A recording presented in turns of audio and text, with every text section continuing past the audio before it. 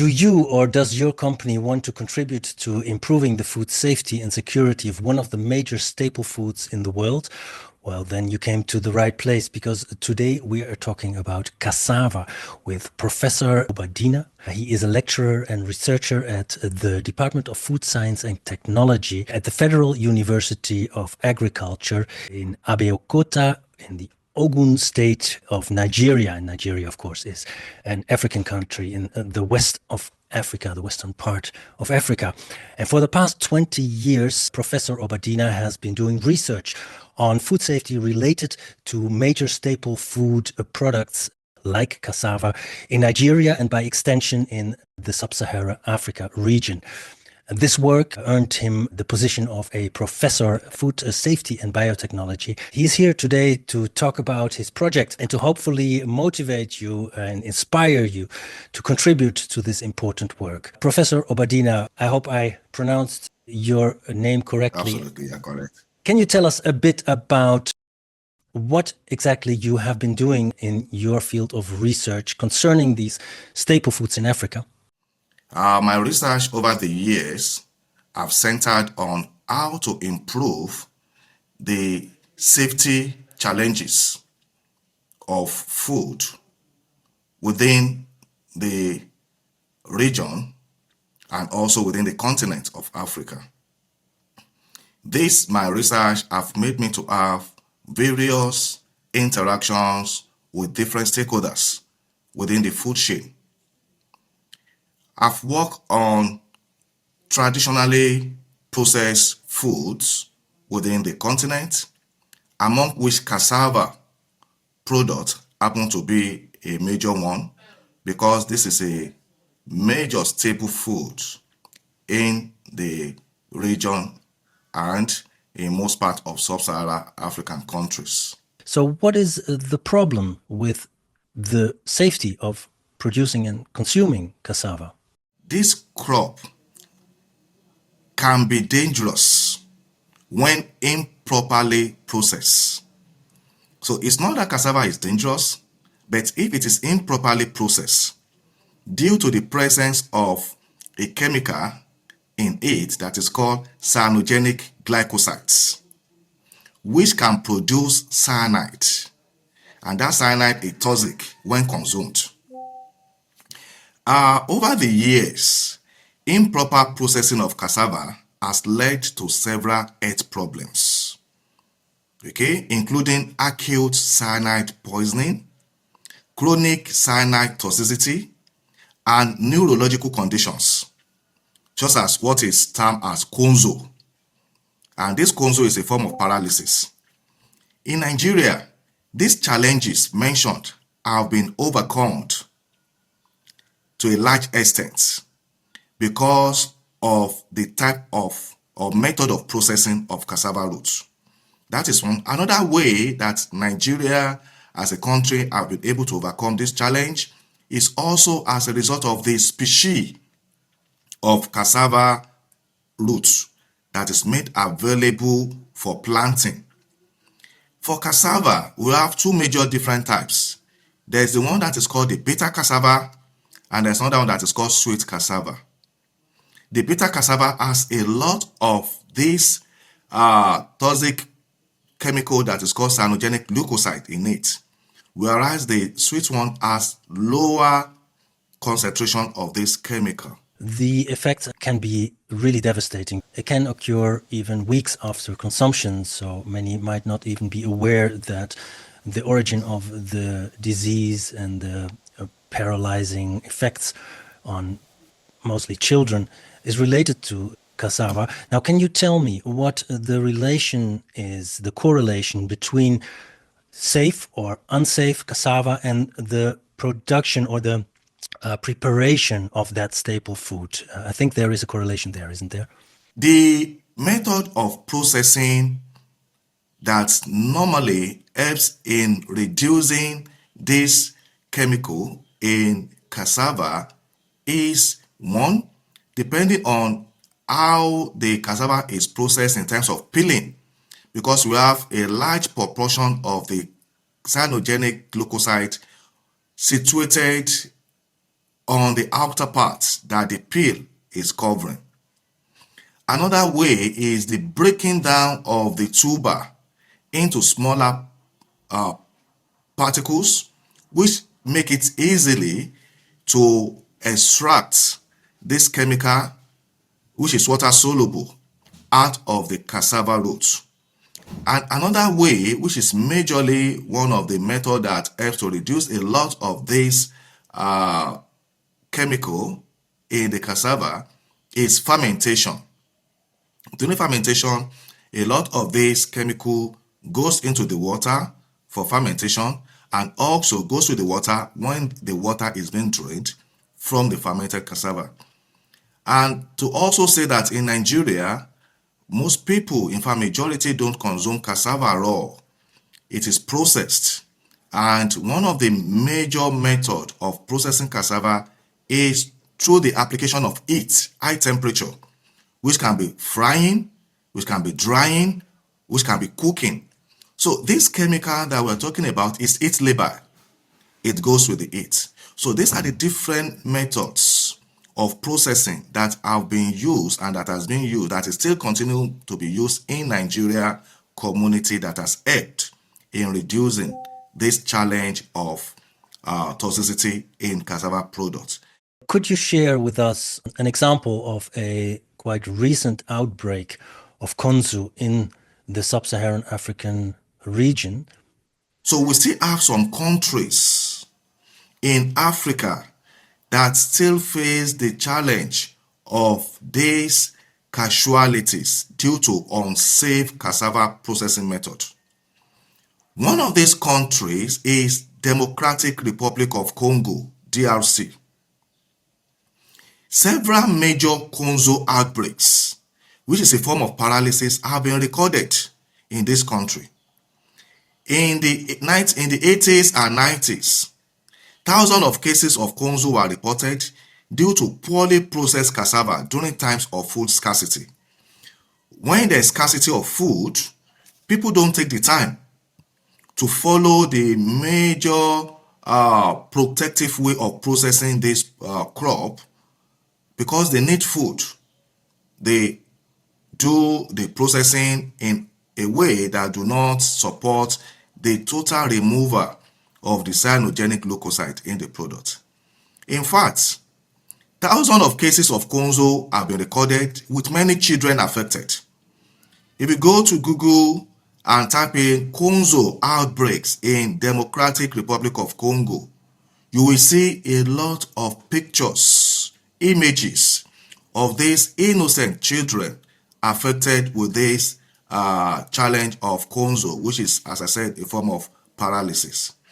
And it was estimated that there is the range between 5,000 and 10,000 cases in different outbreaks in DRC. As you mentioned, there is a direct correlation between food security and food safety here.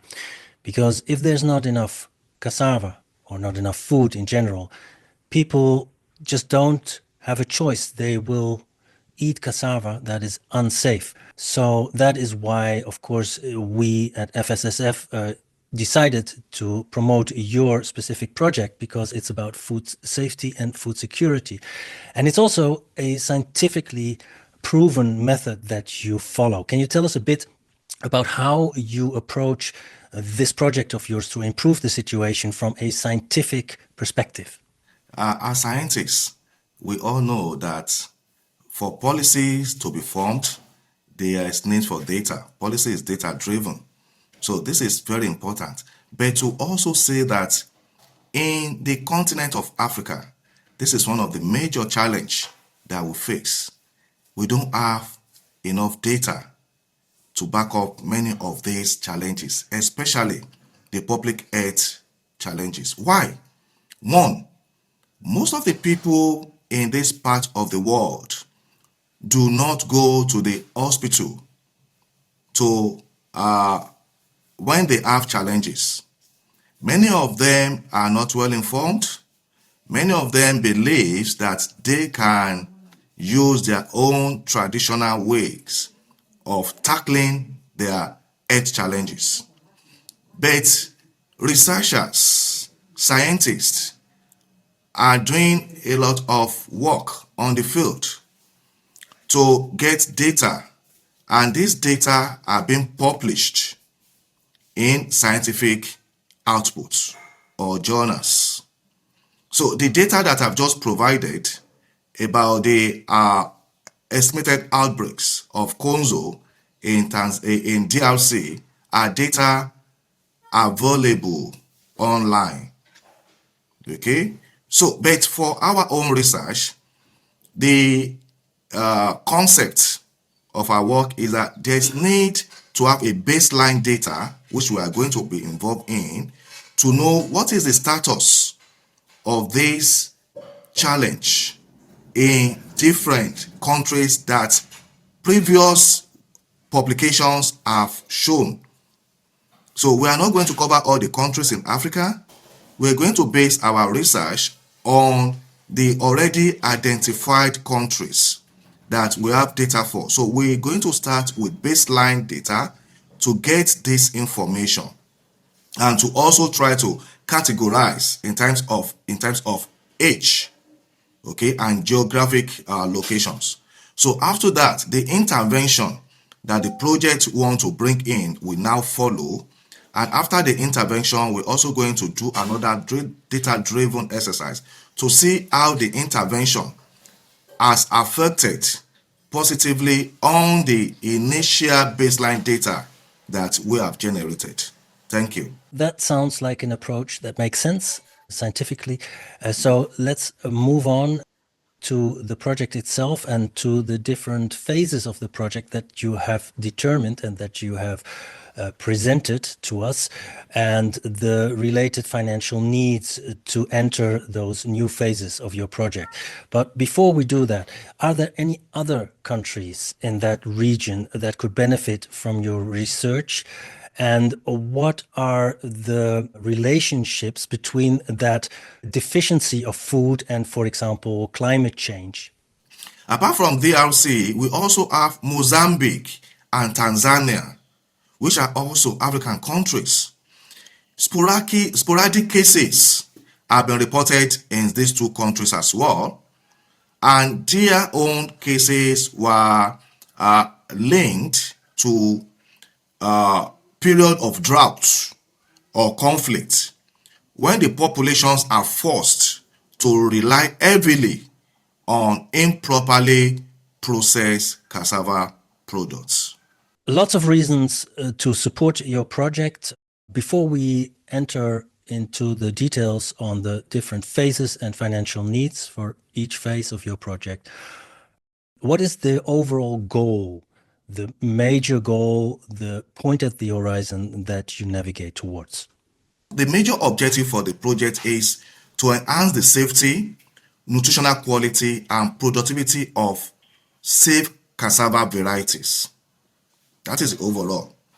And what we have been able to do in our laboratory and in collaboration with colleagues in Netherlands is that there is a way of processing cassava using the leaf of cassava, which contains particular enzyme that is known as linamases. That enzyme helps in breaking down the cyanogenic glycoside very fast and releases all the acid, which is known as cyanide, out of the cassava. So the colleagues have been able to come out with methodology of how this can be done, and it has been practicalized at the laboratory scale and has been seen to be possible, and this has also been experimented on the field in Konzo. So this is one of the catship of this project that we are trying to promote. And the first phase of this work is research and development. Research and development. And under the research and development, the budget items is going to be the researchers, the laboratory technicians need to be compensated, the agronomists that we're also going to use in planting this variety of cassava, laboratory equipment that will be used for testing cyanide levels, nutrient content, field trials, and experimental plots. We also need budget for partnerships with local research institutes and university. And lastly, as I mentioned earlier, there will also be need for data collection and monitoring. So for all these various activities, the estimated budget is between 15,000 US dollars and 20,000 US dollars. That is the estimated for now. And all these projects will involve postgraduate students. So, and we need to pay for their tuition fee and also give them stipends. And that can go for about 5,000 US dollars because in Nigeria, because of the exchange rate, so the fee that is paying at the school is not much. So that will take about 5,000 US dollars for the student that will work on that. So another phase of this project is farmer training and capacity building. Let me also state here that this crop, cassava, and the product from cassava are majorly processed by the farmers. So that's why we're going to have farmer training and capacity building. And the objective for this is to educate the farmers on safe cassava processing techniques to reduce cyanide levels and improve cassava safety. And for this particular phase, the budget items are training materials like manuals, videos, and guides. Number 2, in-person training sessions and workshops. Number 3, under this particular phase is field demonstrations. And number 4, under the budget is compensation for the trainers or extension workers. And we also need budget for M&E of how effective is the training. I mean, monitoring and evaluation of the effectiveness of the training. And for this, the estimated budget is between 10,000 and 15,000 US dollars.